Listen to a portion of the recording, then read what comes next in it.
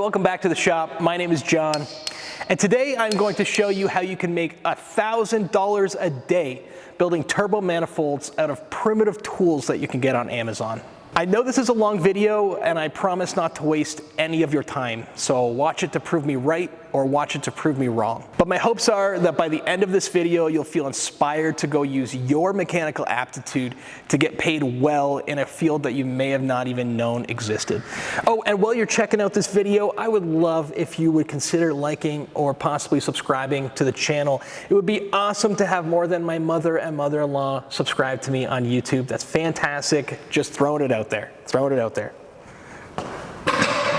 Okay, so every good manifold starts with good flanges.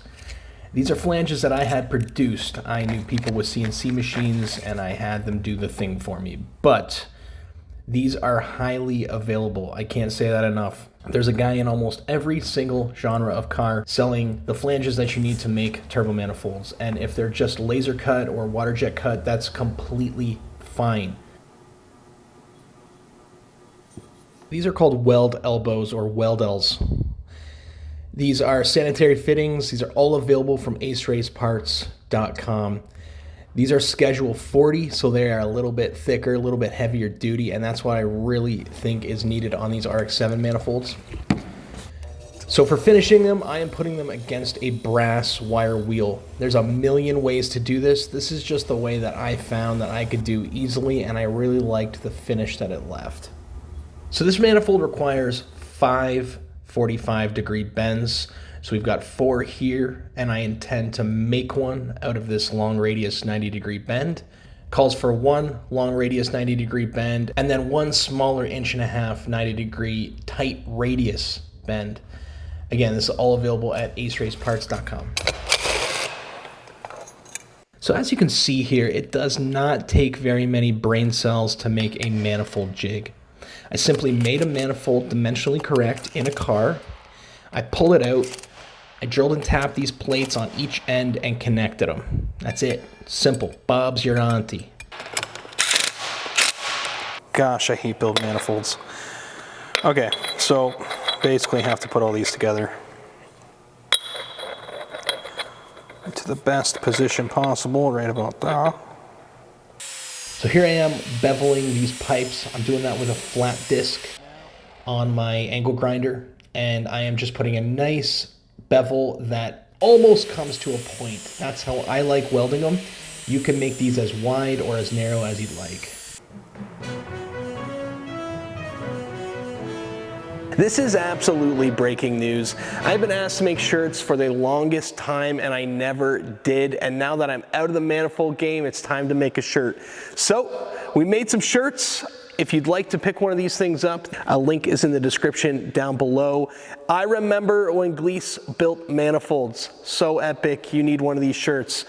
And if you don't really care about manifolds and you just want to join me in the shop, then feel free to pick up a shop uniform.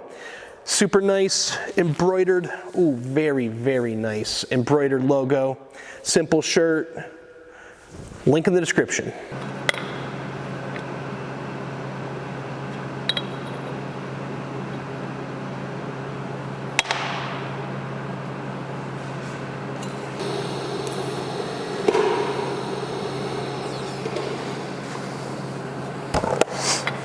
Okay, this is the part of building manifolds where pain and suffering kicks in. All these weldels have to be in the absolute perfect position right up to the next flange. I don't know what your manifold looks like. I just know what my manifold looks like, and I struggle because I don't have 7 hands. But honestly, a couple tips for this is just take your time. Tack a couple together in the best position you can muster up. See what that's like, but do not be scared to cut these things apart and try again. The last thing that you want to do is get yourself in a situation where you've fabbed yourself into hard times.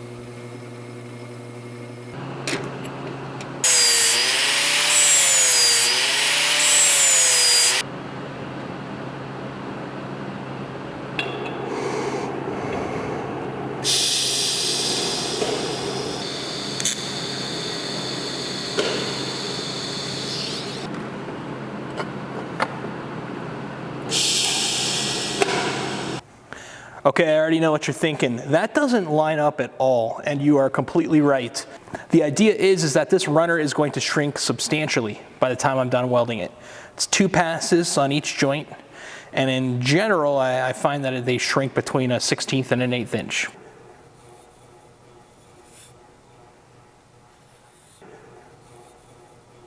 So I just throw it on here, nice and reasonably tight. And on this one, I'm just taking a rough measurement from this 5-year-old pipe I think might be from here.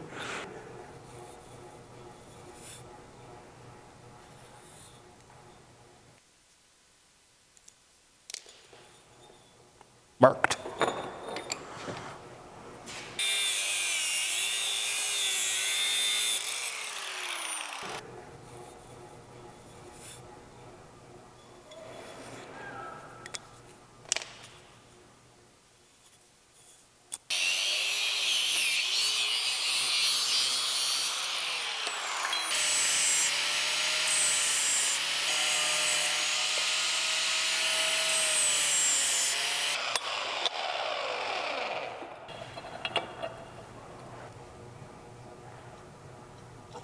That's me.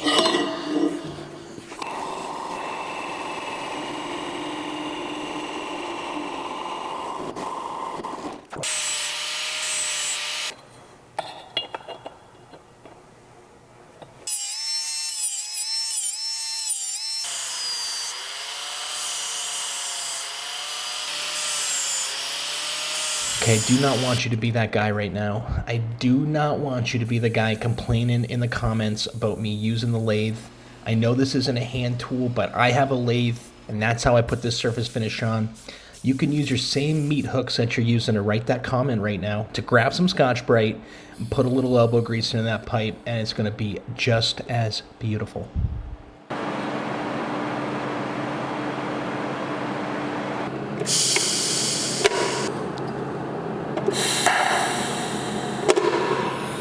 The runners are in place. Looks like a manifold, so good.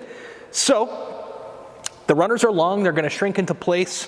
We still have to add our wastegate, but what I like to do is weld these runners out first. That way, when they shrink and move and do whatever they're gonna do, it won't affect the wastegate position because it's pretty tight on here. Okay, so as you move along in your career and you are getting filthy rich off that manifold money, I highly recommend picking up these TIG Aesthetics purge plugs. They are so great. They're inexpensive and they make really easy work of back purging, because you know we're back purging every single weld that we make on this manifold because we're not savages. Okay, well, this is purging. I want to talk a little bit how I'm going to weld it. So I've always got the purge plugs in here, just have 10 or so CFH running through here. So this is very thick wall pipe, and the best way that I found to weld it with the ability to get penetration on the inside and a nice, no undercut cap on the outside is just welding it in 2 passes. So my first pass, I burn in a little bit hot. I want to know I'm penetrating on that first pass. And I just use an 045 wire. I'm using 309. It's just my flavor that I like better for doing this. You can, of course, use 308 too. But yeah, that's it. So basically, I'll do a root pass with this 045, blow through, get great penetration. On my second pass, I guess I'd call it a cap. I'll use 16th inch 309, and that should make a really nice convex weld.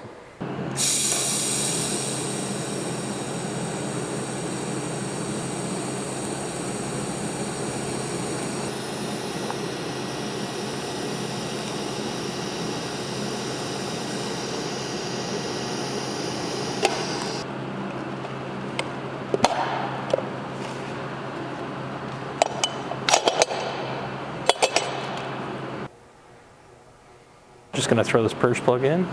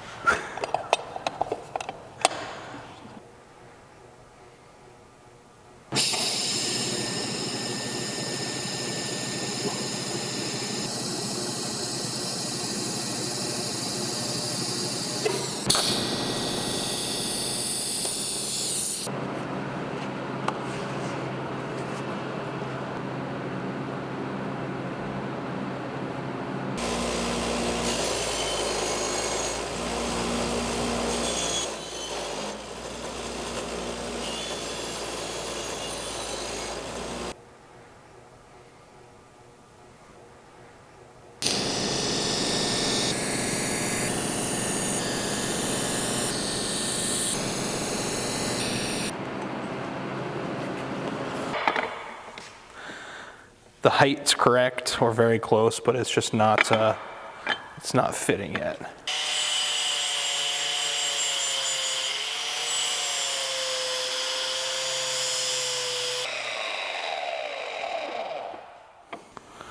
This fits significantly better.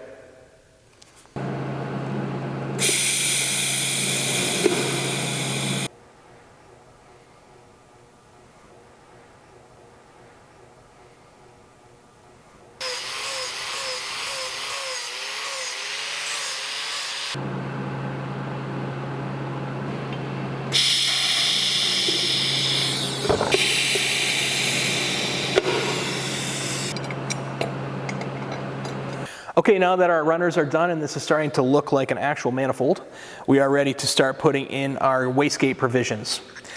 RX-7 manifolds like this, they have a wastegate in each runner. There's so much flow and pressure inside of an RX-7 manifold that it's sometimes hard to get the proper flow in the gates that you need to control the boost. So R2 wastegates are directly in the path of flow. That's why they're a little bit annoying and fussy to fabricate into place. One of these wastegate inlets is very easy to do. I've got a simple little jig. I'll show you how I use it. The second one's a little bit more annoying. It's fitting this tight radius 90 into place, and I don't have an easy way to do that. I'll just show you how I do it.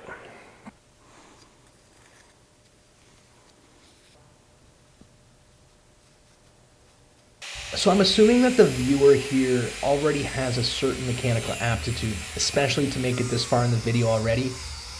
I'm not going to go into detail about exactly how I'm forming these weldels to each other. You can see my simple methods and the simple tools required. I think you already understand where to pull material out to slowly fit a pipe down to where it needs to go. That might be another video for another day. Please ask in the comments if you have any questions. But I'm just kind of giving you more of the overhead here, the higher level. I'm just trying to explain that if you have the joy and the love of building and you are gifted with some of that skill, contrary to what I think a lot of people think with it, you can make great money doing this. And one other thing I want to just talk about right now is the title of this video. Make $1,000 a day. That's a bold claim, and I knew it was when I put it as the title. This manifold sold for $1,600 in its US in its base form, and there was dump tubes to add on to it, lots of other goodies that people could buy with it. So just the base price translated to about $2,100 or $2,200 Canadian once it was converted. The material was relatively inexpensive, and this manifold will take me about a day and a half max to build. So if you take all of that into account, you can quite easily make $1,000 a day doing this.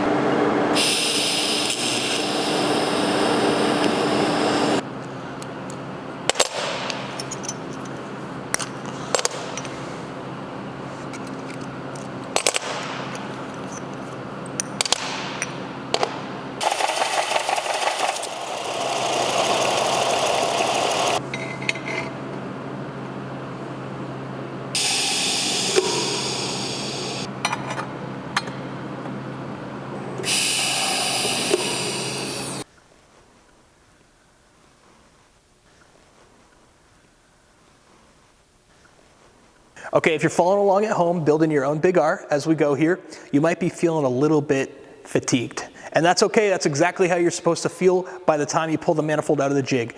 But now that it's out of the jig, it looks like a manifold, and oh my gosh, it is so sexy. Very nice.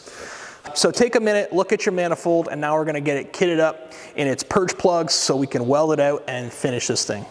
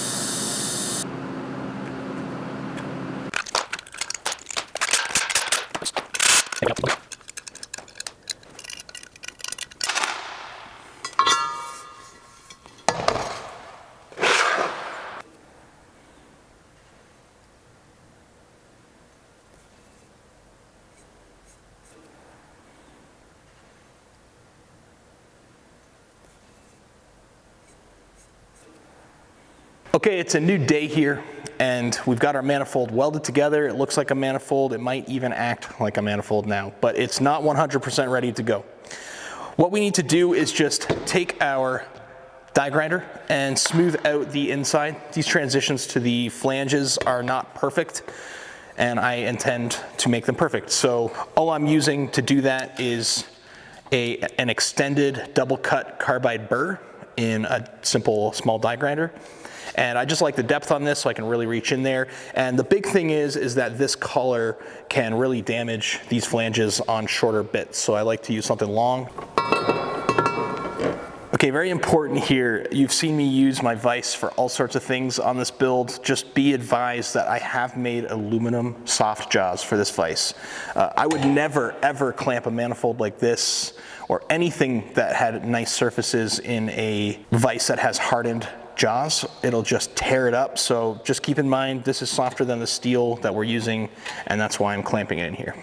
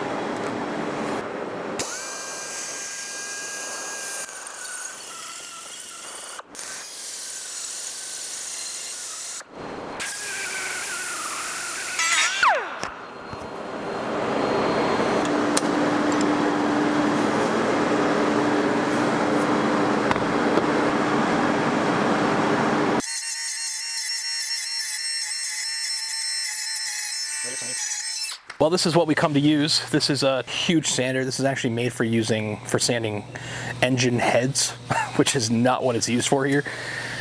So this is 12 inches by around 36 or 40 inches this way. So this is a big old sander. It's very flat and it does a very good job on sanding these manifolds. So, all right, let's start with this guy.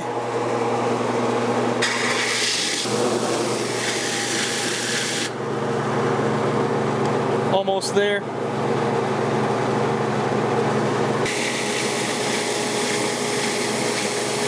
So you can see we're really close. We just got a little bit here. what happens after a certain amount of heat goes into this flange is that it starts to bow slightly. So it's actually going to be standing more here than it will be out here. So I'm going to just let this cool for a second, and when we sand it again, it's going to take care of that really quickly. Okay, I don't know if this is coming through clearly or not right now, but this is not my shop anymore. We are at a friend's shop. This is a sander that I use. It's the perfect sander for the job, and I initially didn't have the money when I started building manifolds to have any kind of sander that could do, that had a large enough surface to do these manifolds. So this came in real handy, and it was a way that I was able to start building manifolds with incredibly low overhead.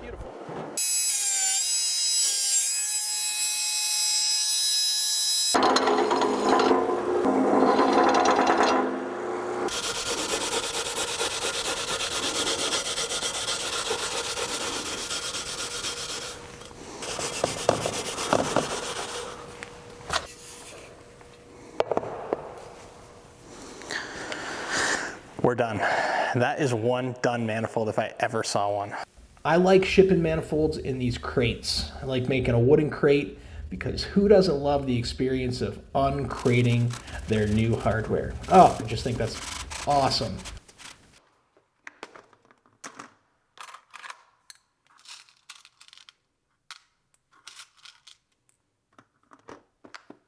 Put these simple badges on them. I just mark them and give them a part number.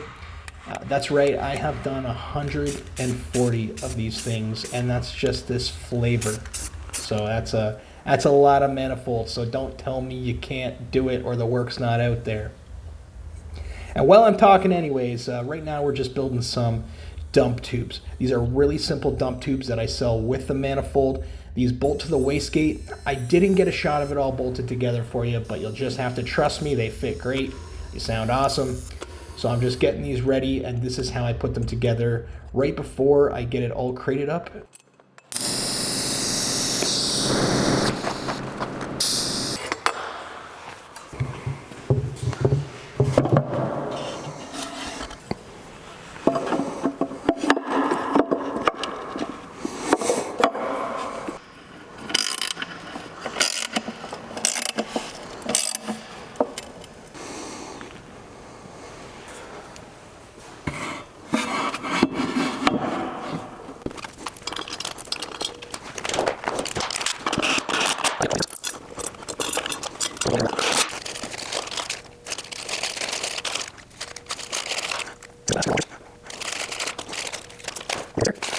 Okay, our manifold is wrapped up and it's looking awesome. Absolutely gorgeous inside this box. If you made it to the end of this video, thank you for watching this whole video. I really appreciate it. I hope you enjoyed it. I assume that two types of people are watching this video. One would be somebody who maybe watched me make these on Instagram for years. And if so, I encourage you to buy our new shirt. A link is in the description down below. I remember when Glease built manifolds. I absolutely love them, and I hope you will too.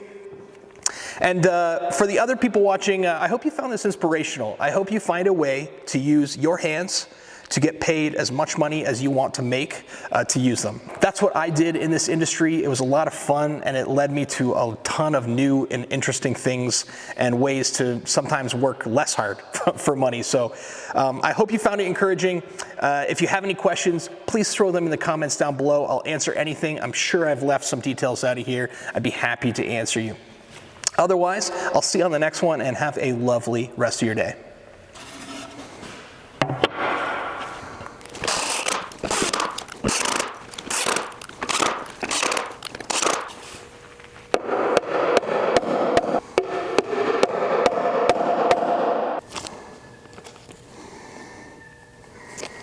And you know what the final touch on a manifold in a box is, and this was learned the hard way. It's a red Robbie #2 attached to the manifold, because when this goes to the USA, I guess you guys don't have those there? That's completely ridiculous. What do you use? Flatheads or something? Anyways, got to include that with it, then they can get it open. This thing's good to go. Send it.